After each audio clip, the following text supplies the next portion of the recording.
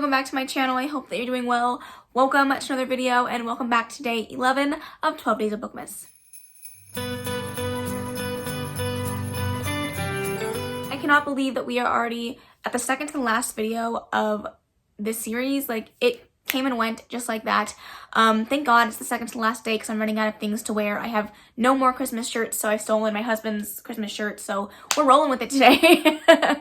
But today we're going to sit down and talk about my 2021 reading plans. Honestly, it's wild. It's a wild thing to think about that we are already almost in 2022. Like, where did 2021 go? Did we somehow jump into a time machine? Like, what the hell happened?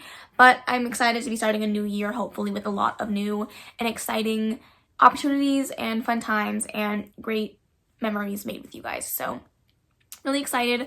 But before we get into that, I just want to say stay tuned for the very last 12 Days of Bookmas video. I'm bringing this video back from last year. I am super excited about it, and I really hope that you will stick with me to the last video because I promise you it's going to be a lot of fun. So without further ado, let's talk about my 2022 reading plans. So let's kick it off with my Goodreads goal. I feel like this is a apt place to start. It's a very I feel like it's a very universal goal. A lot of people set Goodreads goals, and for me this year, I'm upping the ante just a little bit. Last year I last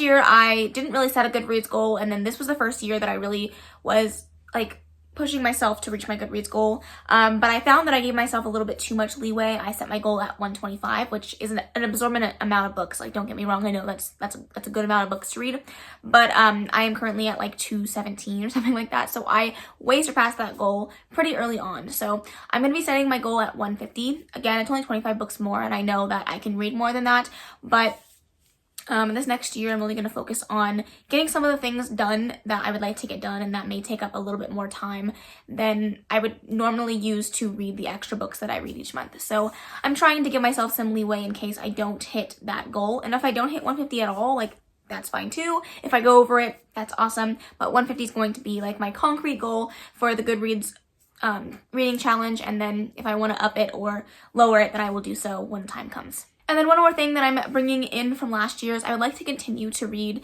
one LGBTQI+ book, one book written by a POC author or about POC main characters, one self-published book, one sequel, one big book each month. I would love to be able to continue that on throughout the rest of my reading journey. It's something that I didn't really focus on in the latter half of the year, but I still made it happen either way. And I would really like to continue that this next year. I find that I gravitate towards those type of books anyways. It's just an extra kick in the butt to make sure that I'm finishing series because I'm terrible at that. Make sure that I'm reading diversely and reading from a lot of different perspectives and experiences, and then as well as supporting self-published authors. And then the big books is really just to get over my fear of big books because I am really afraid of them. I don't seem to know why. Even though I read a ton of big books and I get through them every month, somehow they still seem to intimidate me. So I would love to continue that on into next year. The only thing from that like monthly goal thing that's going to change is the nonfiction. I just found that when I force myself to read books that I don't want to read, I end up putting myself into a slump, and a lot of the times I'm just not in the mood for nonfiction. Even though I really want to prioritize it and make it more of a regular occurrence in my reading, I find that I'm just not in the mood for it a lot of the times. But I would love to do it instead of every month, read it every other month. So we'll have read at least 6 nonfictions next year, which really doesn't seem like a lot comparatively because I do read a lot of books.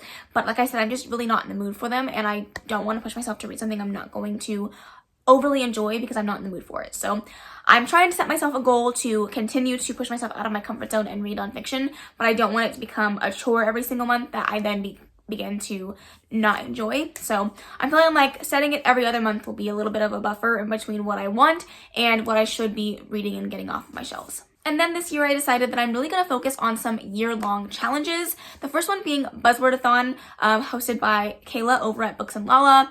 This is a readathon that she does every month where she just kind of lets people have free reign over what they choose as long as it's set within the specific buzzword or the specific theme for that month.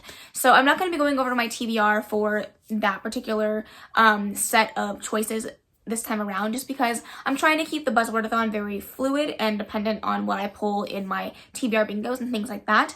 However, the second year-long challenge that I'm going to be doing is the TBR Knockout, and that is created and hosted, well, not hosted, but created by Mel over at Completely Melanie, one of my very good friends. She does this every year, and this is the first time I really decided to sit down and participate in this.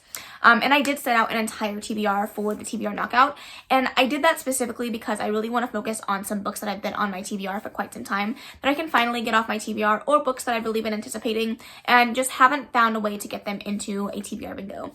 So this way, if I set it into a list and I make sure that they get done, that I can get some of the books that I have been putting on the back burner for a little while. So because I do have a full set TBR for the TBR Knockout, I am going to go through my books with you just really quickly, just to share with you, and hopefully you can keep me accountable in making sure that I'm actually reading the books that I'm setting out to do. Okay, I'm going to make this really quick, and before I go into the actual prompts and everything, please, if you are interested in this year-long reading challenge, go check out Mel's video. I will leave it in the description box below. She goes into all of the details, including all of the prompts, and gives you recommendations for the prompts that, in case you're looking for books to fill, you can use those books that she gives you recommendations for. It's a fantastic video. Make sure to go check her out, show her some love, subscribe, like the video. But I'm going to quickly just go over the prompts and the books that I chose for them. So each month has 2 different prompts. So for January, there is a book here a book you were meant to read last year or started last year, and for that I'm going to do The Diviners by Libba Bray. This is a book that I have been meaning to read for the past 2 years, and we're actually buddy reading it in January, so it worked out perfectly. Finish a book in a series. First book in a series, and then for that I'm going to read Letters to the Lost by Bridget Kemmerer. We are also buddy reading this in Mel's buddy reading group, so it worked out right on time. And then for February, it was a short story collection. For that, I'm going to read Black Enough by lots of different authors, but it's edited by Evie Zaboy. Really excited for that one, and actually fits perfectly because I wanted to make sure that I read as many books by Black authors in February as I can. And then the next one is to read a short book under 250 pages. For that, I'm going to be reading Between the World and Me by Ta-Nehisi Coates, and that will fit my nonfiction for the month, which is great. For March, the first prompt is shape shifting. For that, I'm going to read Wolf by Ryan Rowden. And the second prompt for March includes magic, and for that I'm going to be reading Lady Midnight by Cassandra Clare. April's 2 prompts are Flowers on the Cover and Debut Novel. For Flowers on the Cover, I'm going to be reading All This Time by Nikki Daughtry and Rachel Lippincott, and then for Debut Novel, I'm going to read Everything by Nicola Yoon. That one has been on my TBR for so long, and I really would like to get it off. For May, that is Mel's birthday month, so we're going to be reading a book with 5 to 7 words in the title. For that, I'm going to be reading Queen of Air and Darkness by Cassandra Clare, and then a book with green on the cover, I'm going to be reading Mexican Gothic by Sylvia Moreno Garcia. June is obviously Pride Month, so that is the theme for these prompts. The first one being read an LGBTQI+ book. For that, I want to read Only Mostly Devastated by Sophie Gonzalez. I read her most recent book, obviously this year for the Fall Into Reading-a-thon, so I wanted to go back and read her other work, and I'm really excited to give that one a go. And then the other prompt is to read a book with trans or a non-binary character, and for that I'm going to be reading Stay Gold. I cannot think of the author at the top of my head, but of course all the pictures will be on the screen. I'm really excited for that one. For July, the 2 prompts are Water Creatures and then Water on the Cover. For Water Creatures, I'm going to be reading Deep Blue by Jennifer Donnelly, and then for Water on the Cover, I'm going to be reading A Song Below Water by Bethany C. Morrow. August, the 2 prompts are Buddy Read a Book and Read a Nonfiction. For Buddy Reading, I'm going to choose our monthly buddy read, and that is Ghosts of the Shadow Market by Cassandra Clare. And then for the nonfiction, I'll be reading Big Friendship. I can't remember the authors of this one, but it's one that I started 2 years ago, last year, and I just never got around to picking it back up, so I'm excited to get back to that one. And then in September, it's Leaves on the Cover and a book with red, orange, and or yellow on the cover. For Leaves on the Cover, I'm going to be reading These Hollow Vows by Lexi Ryan, and for red, orange, yellow, and green on the cover, I'm going to be reading Priory of the Orange Tree by Samantha Shannon. Finally, October is Halloween, so the first one is read a paranormal book. For that, I'm going to read Torment by Lauren Kate. This is a series that I've been meaning to continue my reread of from when I was in high school, so hopefully I can get around to that one. And then the second prompt is a book with black in the title, in the series name or in the author's name, and for that I'm going to be reading Lover Unbound by J.R. Ward. And then for November, the 2 prompts are time travel and time in the title or in the series name. For that I'm going to be reading Kindred for the time travel, and then I actually haven't decided on my time in the title or series name. I have not found a book on my shelves that I feel like fits that, so I'll be getting to that one when the time comes. And then the very last one, December, is a book that makes you merry. I want to read Mistletoe and Mr. Right by Sarah Morgenthaler. I didn't read any really Christmas themed Christmas books, romance books this year, so I definitely want to focus on that one next year.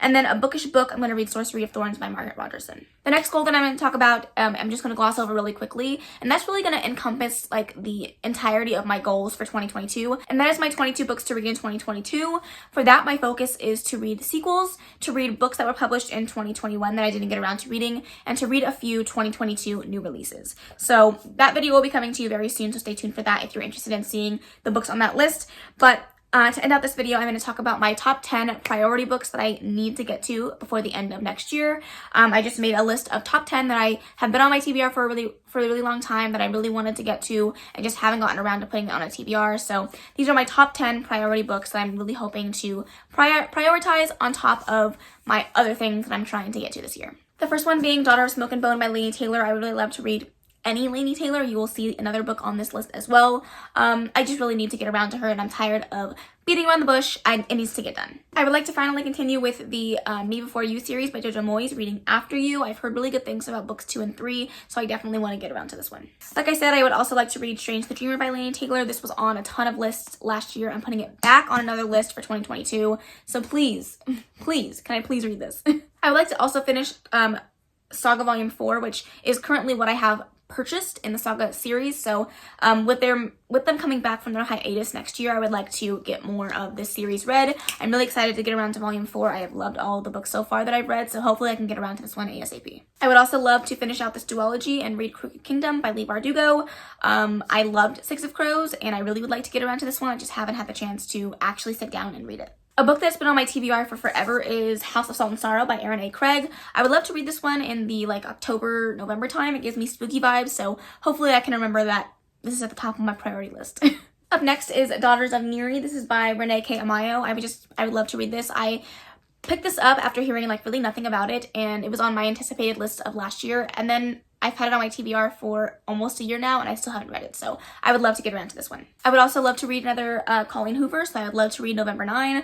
I've heard really good things about this one. I was tossed up between this one and Ugly Love, but I ended up going with this one instead. I would also love to read Incendiary by Zarita Cordova. I've heard really good things about this author's writing, and I was tempted to put The Inheritance of Orquídea Divina on here, but this one's definitely been on my TBR for much longer, so I figured it was about time that I get around to it. And the very last book that we're going to talk about is one that's actually plagued me for quite some time. It's on my TBR Knockout TBR as well, so I really would love to get to that one. And that is, of course, Priory of the Orange Tree by Samantha Shannon. This is one of those books that, it's big, it's chunky, it intimidates me, but I've heard literally nothing but good things, so I would love to finally get around to reading this one. Okay, that is it. That is all of my goals for 2022. I feel like I set out to be I'm going to be easier on myself this year. I'm not going to set as many goals. And then I went and set 500 of them. So we'll see. I love coming back to these videos at the end of the year and seeing how well or how not well I did in regards to my goals. So we shall see what happens in a year's time. But hopefully I will do okay and it won't be a terrible hot mess.